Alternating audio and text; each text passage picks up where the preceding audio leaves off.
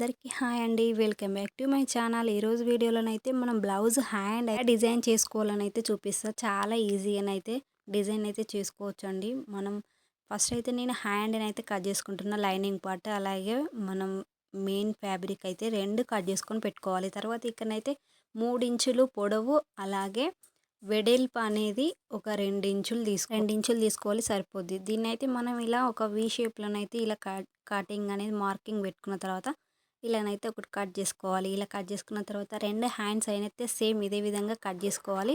ఇలా కట్ చేసుకున్న తర్వాత ఇప్పుడైతే మనం మెయిన్ క్లాత్ పైన లైనింగ్ క్లాత్ని అయితే వేసుకోవాలి. వేసుకున్న తర్వాత ఇప్పుడైతే దీన్ని మనం ఇలా ఒక కుట్టు అయితే వేసుకోవాలి. ఎలా అంటే మనం ఏ విధంగా అయితే కట్ చేసుకున్నామో వి షేప్లో అదే విధంగా సేమ్ ఇదే విధంగానైతే కుట్టుకుంటూనైతే రావాలి. సేమ్ ఇదే విధంగా కుట్టిన తర్వాత మిగతా ఎక్స్ట్రా క్లాత్ ఇదైతే మధ్యలో కట్ చేసుకోవాలి. ఇదంతా కట్ చేసుకొని మనం దీన్ని అయితే మొత్తం ఉల్టా తీసుకోవాలి.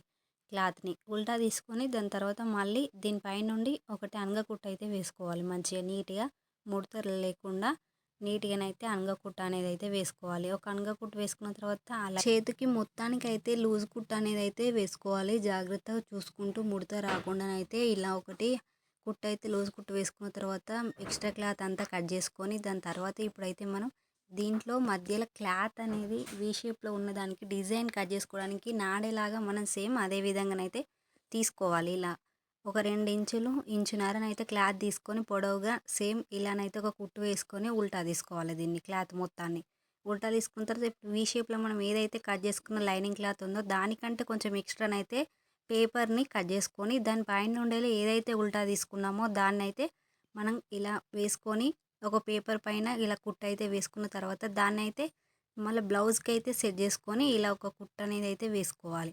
ఇలానైతే బ్లౌజ్కి సెట్ చేసుకున్న తర్వాత ముడత రాకుండా చూసుకుంటూ మనం దీన్ని అయితే మొత్తం బ్లౌజ్కి అయితే సెట్ చేసుకోవాలి. కింద స్ట్రైట్గా ఉండేటట్టు చూసుకున్న తర్వాత ఒక కుట్టు వేసిన తర్వాత ఈ పేపర్ అనేది అయితే మనం మొత్తం తీసేయాలి. ఈ పేపర్ తీసేసిన తర్వాత దీన్ని అయితే ఇప్పుడు మనం హ్యాండ్ అయితే బ్లౌజ్కి జాయింట్ చేసుకోవాలి.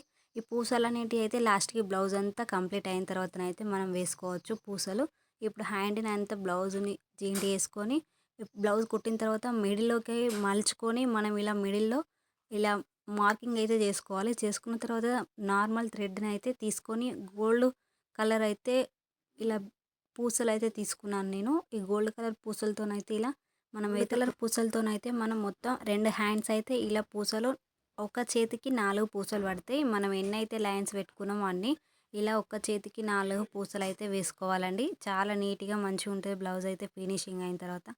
మీరు బ్లౌజులు ఓన్లీ నార్మల్ బ్లౌజులు కుట్టడం వస్తే చాలండి. ఈ డిజైన్ అయితే చాలా ఈజీగానైతే మనం ఒక 2 నిమిషాలలోనైతే ఈ బ్లౌజ్ డిజైన్ అయితే కుట్టుకోవచ్చు అండి. చాలా ఈజీ అంటే ఈజీ. వీడియో నచ్చితే లైక్ చేయండి, షేర్ చేయండి, సబ్స్క్రైబ్ చేసుకోండి.